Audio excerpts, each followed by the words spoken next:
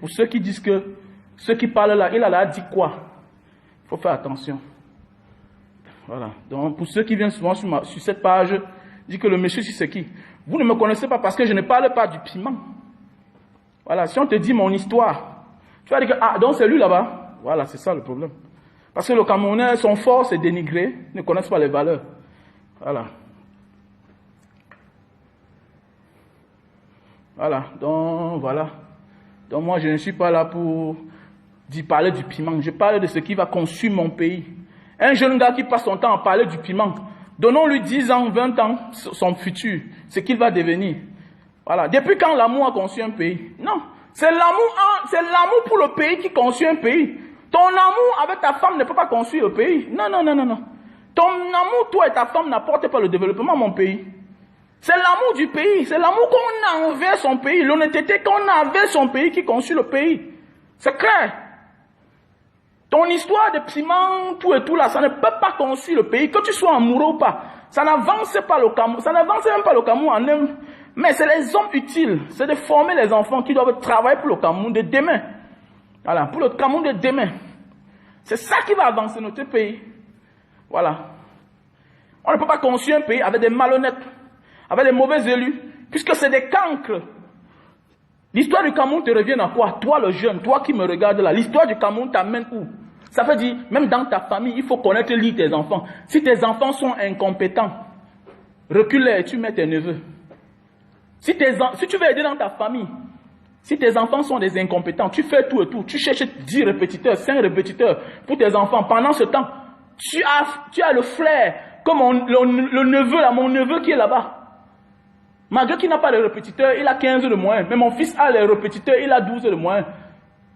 Il faut coacher ton enfant. Il faut parrainer ton neveu. Parraine ton neveu. Voilà, ton neveu, parraine ton neveu. Même s'il n'est pas reconnaissant pour toi demain. Même s'il n'est pas reconnaissant envers toi, parraine ton neveu. Parrainons la qualité et non la quantité.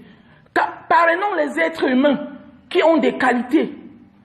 Arrêtons de parrainer les gens parce qu'on a des affinités. Et c'est pourquoi le monde n'avance pas. The world will never go on because people chose the bad choice. That is the problem. You cannot success. A country cannot succeed when we always have a fake leader. You know? Yeah. On ne peut pas avancer tant qu'on a les mauvais leaders. C'est clair, c'est ton frère du village, tu soutiens, c'est bien beau. Beaucoup de gens viennent dans mon inbox, disent tout que mes grands frères, tu es de quelle ethnie? Je ne réponds pas, parce que c'est des fausses questions. Souvent, je les réponds mal. Je suis né en Banga, grandi en Banga. Un homme qui est né dans le Mungo ne peut jamais être tribaliste. Vous allez voir le Cameroun, dans l'histoire, le Mungo est spécial. Les villes comme Banga sont des villes spéciales autant pour moi. Voilà. Quand tu es né dans le Mungo, c'est pas facile pour toi d'être tribaliste. Parce que c'est des villes cosmopolitaines. Voilà. Dans le Mungo, dans une ville comme Banga, il y a les Yaoundé de Banga, il y a les Boulou de Banga, il y a les Mbo, il y a les Ballons, il y a les Yaoundé, il y a tous les tribus, il y a les Bagantés de Banga. Et qui meurent, on les enterre là-bas. Donc c'est là où je sors. Bon, beaucoup de vous viennent d'où dans mon inbox? Mais grand frère, tu es d'où? Tu es Sawa, tu es... Non, ce n'est pas ça la question. La question, qu'est-ce que je fais? Qu'est-ce que je fais? Notre pays va se développer avec les imposteurs ou bien avec les hommes vrais. C'est ça le Cameroun. Quand tu arrives à l'aéroport à Roissy-Charles de Gaulle, là, quand tu arrives à l'aéroport de Changi de Singapour, ou bien de Washington DC, est-ce qu'on te pose la question si tu es Baganté? Est-ce qu'on te pose la question si tu es Douala? Est-ce qu'on te pose la question si tu es Yaoundé? Pourquoi tu viens toujours à côté d'un frère, tu poses la question s'il est de telle ethnie? C'est une pauvreté mentale. C'est une pauvreté mentale, c'est être pauvre psychologiquement. Ça veut dire que tu es un tribaliste, tu es tombé dans le piège de ces pseudo-hommes politiques qui utilisent l'âme des faibles. Qui est quoi? L'âme des faibles que j'ai toujours nommé le tribalisme et le racisme. La stigmatisation. Et si tu es dans un groupe, quelqu'un te stigmatise, ne le considère pas comme un raciste, c'est un faible. Les autres accommodent juste sa politique. C'est parce qu'il veut t'écarter. C'est parce qu'il veut t'écarter. Si tu es quelque part, quelqu'un n'aime pas te voir, c'est que lui-même il est intelligent, il a la qualité, mais il sait que tu fais face à lui. Il sait que tu lui fais ombre. Qu'est-ce qu'il faut? Il faut qu'il te fasse. Mon champion, mon ami, quelle que soit la longueur de la nuit, le jour finira par apparaître. Quoi que tu caches, un leader, comme je dis souvent, un leader. Le talent que vous voyez ici, nous tous, on a le talent. Le talent est universel. Vous faites le Makossa, chacun aura sa part de fond. Chacun aura ses clients. Chacun aura ses dates de signature. Chacun aura ses dates, chacun aura ses concerts. Ça ne sert à rien d'éliminer l'autre. Parce que le fond de l'autre, même s'il t'aime, il n'aime pas ton rythme. Tu ne peux pas récupérer le fond de l'autre. C'est ça qui est la vérité. Et quand nous tuons les leaders, on va rester enfin avec qui? Avec des cancres. Chacun a ses clients. C'est comme dans une boutique. Hein? C'est comme dans une boutique. Chacun a ses clients. Dans un magasin, un couloir de boutique, chacun a ses clients. C'est ça qui est important. C'est ce qu'on veut. Le sujet du jour aujourd'hui, c'est un mauvais jour pour moi. Peut-être je vais faire le direct ce soir pour méditer. Et pour méditer ce mauvais jour que j'ai traversé dans ma vie. On m'arrête le 1er avril. Nous, on sort de Yaoundé au deuil du petit frère, du grand frère du bâtonnier à Keremouna. Voilà, on fait les tours à Yaoundé avec longueur, et puis ça, on va au deuil. Après ça, on retourne sur Douala. Les gens m'appellent partout, on dit on t'a arrêté, on dit qu'on t'a arrêté à longueur. Je dis non, longueur est là. Je dis longueur est là. Il est là, il se porte bien. Voilà. C'est comme ça que je suis là, je fais mes tours encore. Après encore un autre jour, on m'appelle, on dit qu'on a arrêté longueur. Il dit que non, on va se voir tout à l'heure. Après moi, je lance son appel, son appel ne passe pas. Quand son appel ne passe pas, moi, j'ai un petit chauffage sur ma voiture, je rentre chez moi, je garde la voiture. Comme je garde la voiture là, j'entre à l'intérieur, je dépose mes téléphones et puis les clés de la voiture. Je ressors parce que mon mécanicien n'habite pas loin de ma maison. Je ressors, je laisse mes enfants avec mes répétiteurs et avec les gars qui étaient en train de faire la peinture chez moi. Les gars qui étaient en train de faire la peinture chez moi. C'est pour ça qu'en revenant, je n'ai pas trouvé un mécanicien. En revenant, je vois certains gens devant ma porte avec les grosses voitures, les Sequoia, les voitures noires, tout et tout.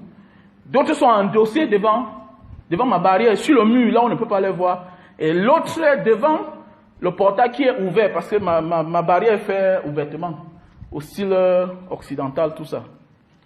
C'est comme ça que je me cache dans la maison qui n'est pas finie pour voir ce qui va se passer. Parce que je me rends compte que les voitures ne sont pas les voitures de mes amis. C'est comme ça que je me cache. Je veux voir, ils sont en train de tourner là, ils tournent là. Les gars sont tous endossés sur le mur de l'autre côté. Maintenant, c'est un qu'on envoie pour poser la question. C'est celui qu'on pose la question, papa est là, tout ça, patati patata. Je veux voir, ma femme vient après le repas. Les répétiteurs sont sous là. C'est comme ça que je suis en train de voir, mon gardien est en train de venir. Mon gardien est en train de descendre sur l'autre côté de la rue. Et je sais que le matin, mon gardien part acheter le pain. Je comprends que là, ceux-ci vont entrer dans ma maison. Ils vont entrer. Pourquoi? On va ouvrir la porte au gardien. Les enfants petits, la mère rentre dans la maison. Subitement, quand mon gardien ouvre la porte, on est en train d'ouvrir la porte à mon gardien. Tac, eux aussi, profitent, ils entrent. Je veux comprendre les bruits, seulement les cris. Waouh, waouh, waouh, les enfants sont en train de crier. Wow. Je ne connais pas ce qui se passe. Wow, les enfants crient. Moi, je me maîtrise. C'est comme ça que je me dis, l'histoire peut être vraie, hein, quand on dit qu'on a arrêté longueur. Donc, ça peut être que c'est moi qu'on vient chercher comme ça, là. Malgré tout ça, ça ne me dérange pas. C'est-à-dire que la plus grosse peur de ma vie, je n'ai jamais eu peur dans ma vie. C'est ce jour-là que j'ai eu peur. Quand je parle de ça, j'ai envie de pleurer parce que c'était vraiment difficile pour moi. Et vous dites que quoi? Que Pombian est un dictateur. Mais c'est un dictateur.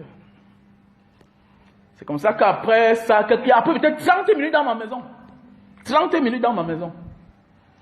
Je veux voir, on sort avec ma femme. On amène ma femme, je ne sais pas où, avec les grosses voitures. J'avais peur, tellement peur. J'entre à la maison, on me dit, on a amené papa. Il a dit où? Il a dit que vous n'avez même pas filmé. Je n'avais pas le téléphone sur moi pour filmer à distance. Le petit dit qu'ils ont dit que personne ne bouge. Donc il y avait 2 dehors, avec les armes. 2 sont entrés à la maison pour fouiller la maison, tout et tout. J'entre, je fouille mes téléphones, je ne trouve rien. Les clés de la voiture. D'abord, ils sont partis avec la voiture. Ils ont pris ma voiture, partis avec. Le petit dit qu'ils amènent la femme dans une destination inconnue, que c'est toi qu'on cherche. Il dit que, il n'y a pas un problème. Il dit que, il fut une fois, quand j'étais au Cameroun, on m'a interpellé au CEMIL. On m'a amené à Bonanjo. On a dit, monsieur, vous avez insulté le président Paul Biya, patati patata. Et il a dit, ah, vous êtes un activiste, être activiste ne veut pas dire que vous allez insulter le président, nanani, nanana. Ils m'ont gardé, après ça, ils m'ont libéré. On m'a entendu. Donc voilà un peu. C'est comme ça que, il a dit, mais, qu'est-ce qu'il va aller où maintenant? On a pris ma femme. Je n'ai pas de téléphone. Je cours dans tous les brigades de mon quartier. Je demande si on est passé là avec ma femme. On est venu ici avec une femme. On dit non. Je cours à Equinox. On dit non. Vous avez un message? Non. Je cours à Canal 2. Je me rends à la délégation, là où il y a la radio, pour annoncer qu'on a enlevé une femme. Parce qu'ils ne se sont pas identifiés, rien. C'est comme ça, dans ma tête, j'ai dit, ah, je suis à Bonanjo. C'est mieux que j'aille au Sémil, parce qu'on m'avait interpellé au Sémil. Il faut que j'aille là-bas. C'est comme ça que je m'en vais. Comme j'entre au Sémil comme ça, là, je mets mes pieds. C'est comme ça que je vois ma voiture à l'intérieur. Voilà. Comme je vois ma voiture à l'intérieur, je comprends seulement les cris de quelqu'un. Ça, c'est les cris de Longuet. On est en train de torturer Longuet. Il est en train de pleurer. Je ne l'ai pas encore vu. Comme on me prend directement là, je ne sais même pas comment j'ai fait. C'est les coups de poing, tout et tout. On m'a amené, on m'a mis au sol avec les machettes. Comme ça qu'on a libéré ma femme. Les machettes sont passées sur mes pieds, tout et tout. Fermé partout, tout et tout. Wow. On nous a même fait les vidéos. Donc voilà. David Eboutou m'a dit qu'il a vu la vidéo là quelque part. Mais dans les mains d'un haut officier de l'armée. David Eboutou, mon ami David Eboutou m'a dit qu'il a vu nos vidéos dans les mains d'un officier de l'armée. Voilà. Donc c'était un traumatisme pour moi. Pourquoi? Parce que d'abord, on a traumatisé mes enfants. Voilà, vous savez, j'ai les petits-enfants. On a traumatisé mes enfants. On a traumatisé ma femme. Parce que ma femme, c'est la fille d'un policier. Mais elle n'a jamais vu tout ce qu'elle a vu là.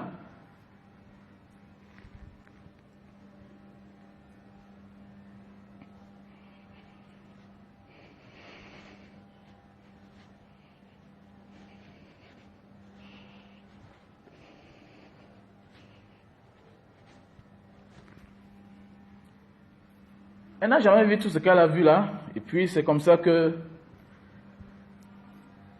elle est rentrée à la maison.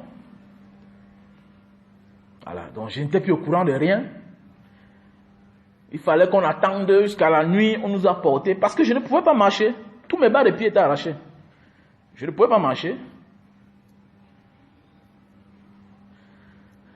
Je ne pouvais pas marcher. Longuet.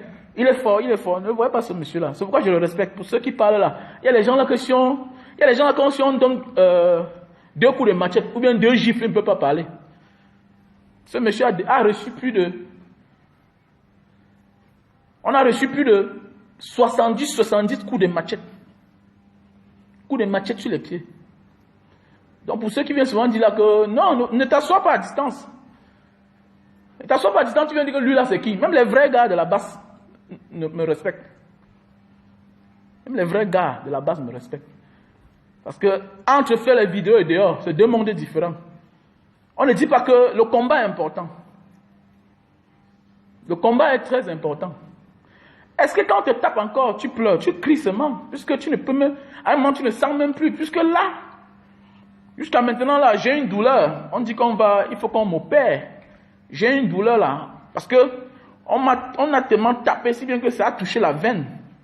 Donc j'ai une douleur, parfois ça part, parfois ça vient. Donc j'ai eu une déchirure même à l'anus parce que, à force de crier, parce qu'on bloque tes pieds, tout et tout. Donc voilà.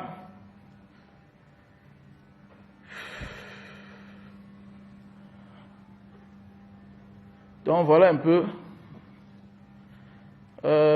Nadine, je vais te bloquer tout à l'heure si je finis là. Parce que je n'aime pas. Quand on explique une histoire, ça, voilà le fort des Camerounais. Venir se moquer. Et ça cause des gens comme vous là que le Cameroun ne peut pas avancer parce que vous ne soutenez pas les gens. Quand ils se sacrifient. C'est un sacrifice. Parce que là-bas, ils te disent que mon ami, à cause de vous, on ne dort pas. Tu rencontres même tes amis. Tes amis qui te disent que mon ami, c'est Yaoundé qui a donné l'ordre. Toi, tu fais les vidéos, tu éveilles les gens, tu pars à Singapour, tu fais les vidéos, tout et tout, tu parles de carnet de vaccination, patati patata, tu fais maintenant, les gens arrivent à l'aéroport, ils ne présentent plus les carnets de vaccination.